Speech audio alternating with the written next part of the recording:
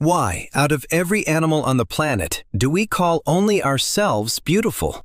And what if our beauty isn't an achievement of evolution at all, but its accidental side effect?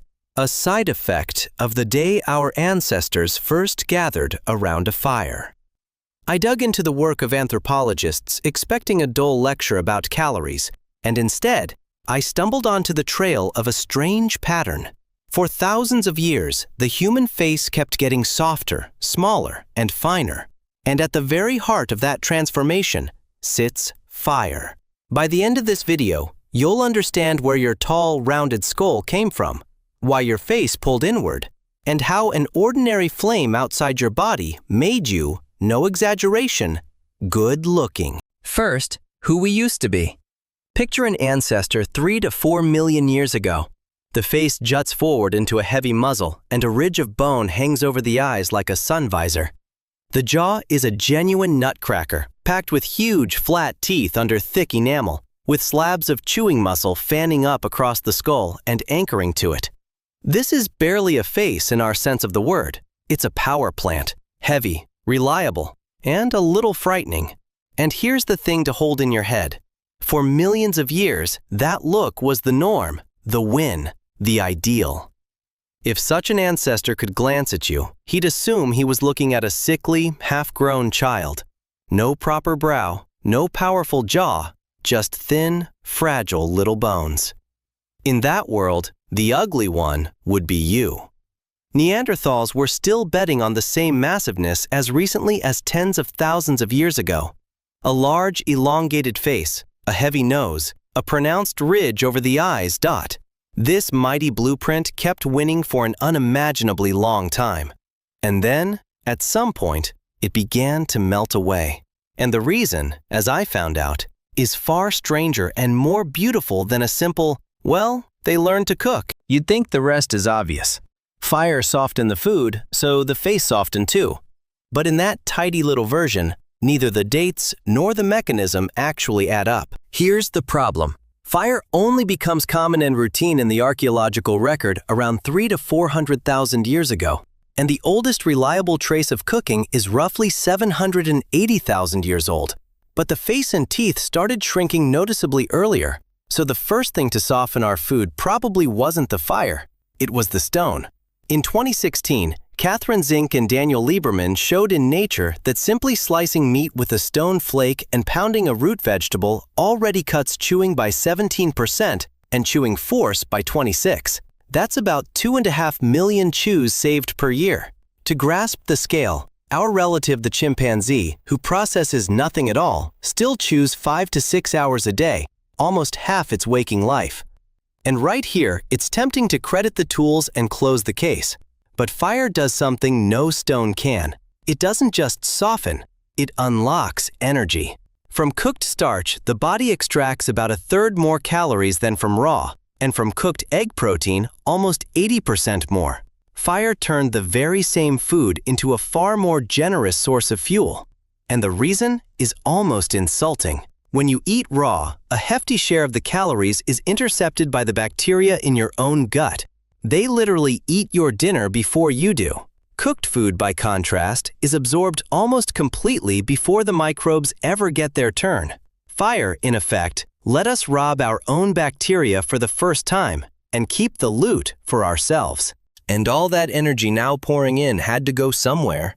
It went somewhere you probably wouldn't expect. And that, not soft food alone, is what reshaped your face. Two things happen to the face at once, and both lead back to the fire. First, once food is softened on the outside, the heavy jaw is no longer needed. The teeth shrink, the chewing muscles thin out, the jutting muzzle pulls inward, and the face turns flat and nearly vertical. Second, and far more important, the body poured that freed-up energy into an organ that, at a mere 2% of body weight, burns around 20% of all your power. The brain. By the influential, though date-disputed, hypothesis of Richard Wrangham, it was fire that paid for this growth. And a growing brain needs room, so the skull answers the only way it can. It rises and rounds out into a smooth, high dome. There's your silhouette, a small, retracted face beneath a spacious, round skull. The Neanderthal, for his intelligence, kept a long, low skull stretched toward the back. Ours curves almost like a sphere, and that roundness isn't a whim of nature. It's the direct imprint of a brain that grew so fast it reformatted the very shape of the head. The low, sloping forehead of our ancestors gave way to a high one, the very forehead we instinctively read today as an intelligent face. Picture the inner monologue of one of the first owners of this look. He stands by the fire, touches his oddly large, round forehead, and thinks, head heavy as a boulder, jaw weak, can't even crack a bone. What is wrong with me? And what was wrong with him was exactly what made us human. And yet, a puzzle remained. The face kept softening even later, when the brain had all but stopped growing and food had long been soft, as if something else were still pressing on it. And that something else is the most touching part of the story. There's a hypothesis, and I'll stress that for now it is exactly that, a hypothesis, called self-domestication. The closer and friendlier we lived, the more we were selected for peacefulness, and our anatomy softened the same way a wolf softens into a dog. Smaller teeth, a shorter face, gentler features. The retreat of the brow is linked to a long decline in the influence of testosterone on the growing skull. And if that's right, then your open, soft face is literally a signal that says, I'm not a threat. And where did we become these peaceful, tolerant, social creatures? Around the fire. The hearth was the place where we gathered, shared food and warmth, and learned to rub along with one another. So here's the answer to my opening question. Your weak jaw isn't a failure. It's the mark of a creature that handed its survival over to the flame and got a big brain and a soft, peaceable face in return. We're beautiful because fire let us stop being weapons. And the bill came late, like an overdue invoice. When we switched to truly soft cooked food, we shortened the jaw faster than the teeth, and the full set ran out of room, hence the crooked smiles and the wisdom teeth with nowhere to go.